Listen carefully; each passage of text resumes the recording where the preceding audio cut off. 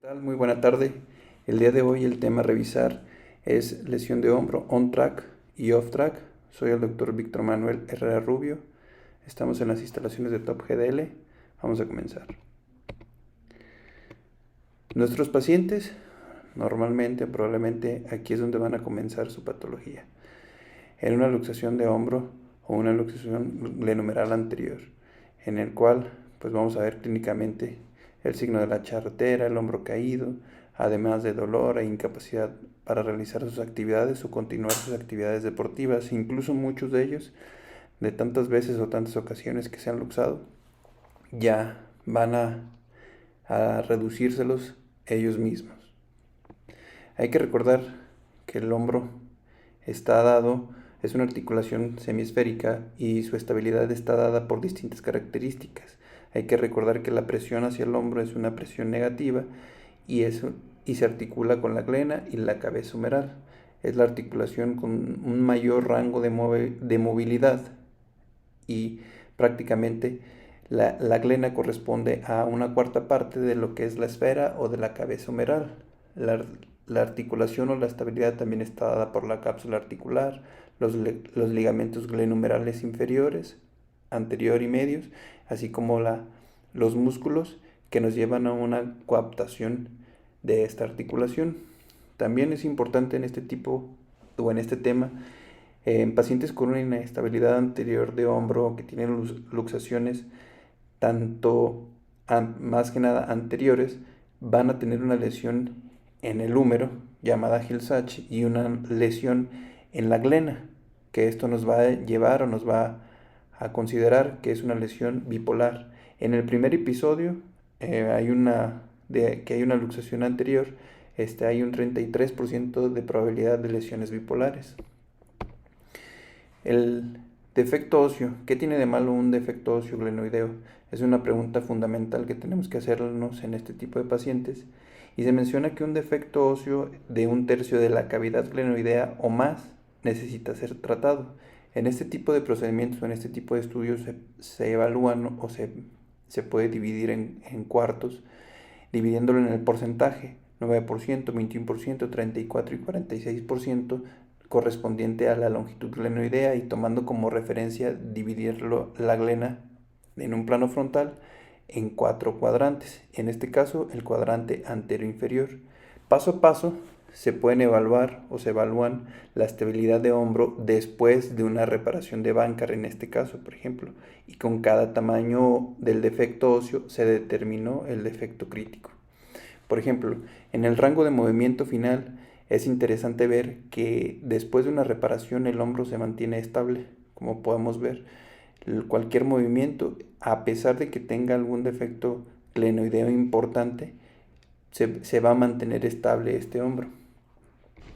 En cambio, en un rango de movimiento medio, la cápsula es laxa y va a tender a luxarse hacia anteriormente. ¿Cuál es la dirección de la luxación glenohumeral? La luxación glenohumeral se da más que nada anterior y anteroinferior. Debido a la inclinación anterior de la escápula, la dirección de la luxación de la cabeza humeral es en relación con la escápula es prácticamente anterior.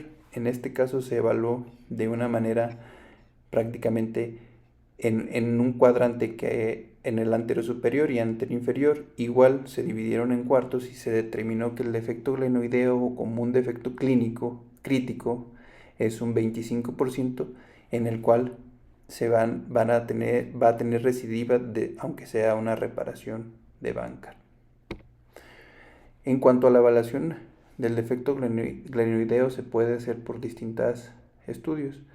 Se puede hacer por medio de una radiografía, por medio de un TAC simple, una resonancia magnética, una artroscopía. Sin embargo, actualmente la mejor manera de evaluar es por medio de una TRAC con reconstrucción 3D que nos permite evaluar las características de nuestra glenoides. En este caso, si por ejemplo tenemos un paciente que tiene luxación bilaterales recurrentes, el método que podemos utilizar es el círculo de ajuste. Podemos ajustar un círculo en la parte inferior de la glenoides y en la parte posterior de la glenoides, y la parte faltante de la anterior es lo que nos va a determinar el efecto que pueda tener nuestro paciente. Este se le llama el método del mejor ajuste o del ajuste del círculo.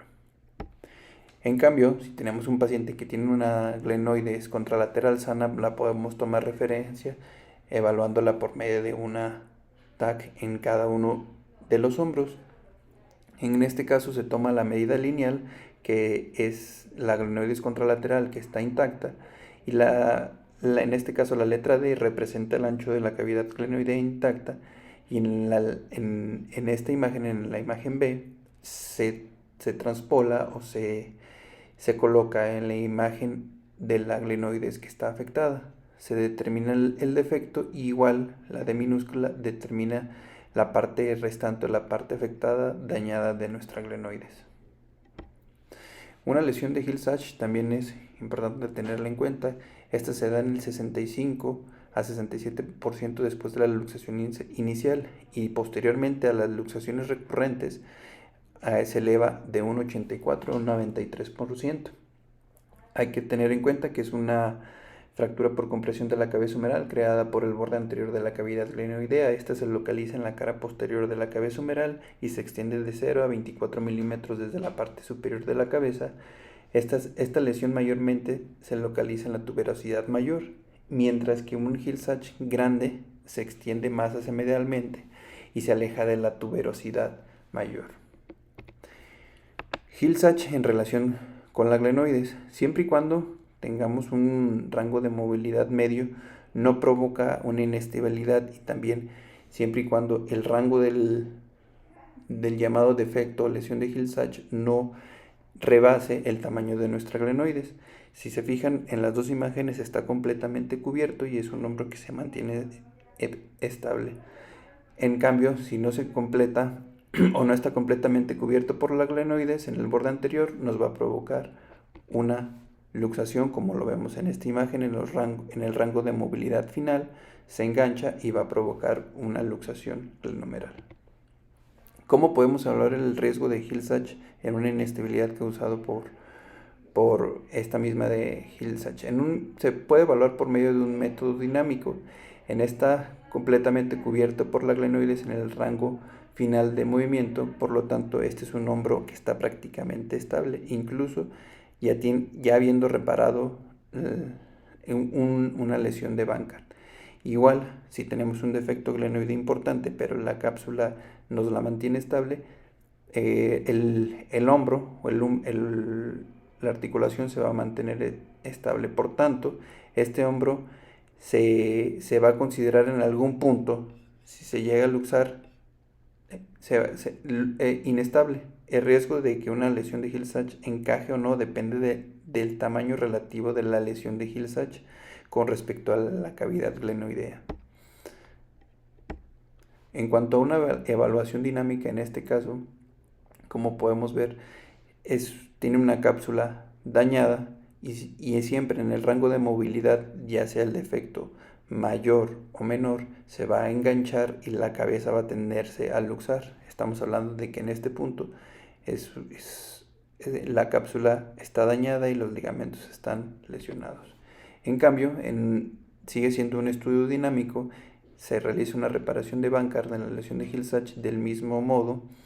La lesión no encaja en este punto, pero se mantiene estable. Si la lesión de Hill-Sachs es más grande, el tracking glenoideo va a tender a engancharse a pesar de alguna reparación y va a tender a luxarse. La desventaja de este método es de que existe la posibilidad de dañar nuestra reparación que habíamos realizado o agrandar la lesión de Hill-Sachs. Hablando de la evaluación por el tracking glenoidal, que es lo que corresponde, el ancho del tracking de la glenoide se define como la distancia que hay entre el margen medial de la vía glenoidea y el margen medial de la huella o de la inserción del manguito de los rotadores. Es el 84% del ancho glenoideo aproximadamente que se evaluó en hombros cadavéricos y el 83% del ancho glenoideo en hombros de pacientes normales, cuando el brazo estaba en abducción a 90 grados.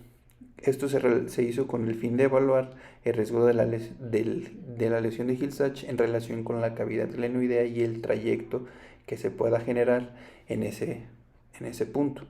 Si permanece dentro del trayecto glenoideo, no se produce un acoplamiento o una luxación. Sin embargo, si se sale del trayecto o del tracking, va a provocar una luxación. Entonces caemos en las lesiones de on-track y off-track, que hemos estado hablando de ellas. El concepto, ¿qué quiere decir? Normalmente miden o se mide en relación a la cavidad glenoidea sana el 83% de la cavidad y se traslada hacia la cavidad glenoidea dañada. En este punto se mide el defecto y se le resta, entonces el porcentaje se va a reducir. Si la lesión es más grande dentro del tracking glenoideo, va a tender a engancharse y la consideramos una lesión off-track. Si el tracking respecto a este porcentaje se encuentra dentro de estas dos líneas o esta región, se va a considerar una lesión on-track y no tiene tanto riesgo a engancharse y a producir una luxación. En cuanto al tratamiento, en base a lo anterior, se reunieron expertos en el tema y nos ofrecen estas posibilidades terapéuticas resumidas en 4 grupos. Grupo 1, 2, 3 y 4, en el que evalúan el defecto glenoideo mayor o menor del 25% si es una lesión on-track u off-track. Igual, los del grupo 1 se les recomienda una reparación artroscópica tipo Bankart, en el grupo 2 una reparación artroscópica más un remplissage, que esto quiere decir que una aplicatura a nivel de la lesión de Hill-Sachs o a nivel de la lesión que tenga nuestra paciente, una aplicatura de la cápsula. En el caso 3 o en el grupo 3 un procedimiento de Latarjet. En el grupo 4 recomiendan un Latarjet combinado con algún remplissage o algún otro tipo de procedimientos. Sin embargo, hay que recordar que esto no es una receta de cocina y cada uno de nuestros pacientes hay que individualizarlo, además de concientizar a nuestros pacientes de su lesión. Hay que recordar que primero, antes que todo inició en la luxación. Posteriormente se va a crear la lesión de Hill-Sachs por el impacto de la cabeza hacia la glenoides y posteriormente se genera el defecto óseo glenoideo en nuestros pacientes. Esto nos va a llevar a una lesión bipolar. Hay que tener en cuenta que una lesión de on-track a off-track puede progresar con los eventos sucesivos de las luxaciones, incluso puede progresar de meses. Consideramos de 2 a 3 meses si el paciente sigue luxándose o sigue sus actividades, puede llegar a una lesión off-track. Entre más grande la lesión o más medial, hay más probabilidad de engancharse y probablemente se luxe. Y consideramos que un defecto glenoideo crítico es de un 20 a un 25%.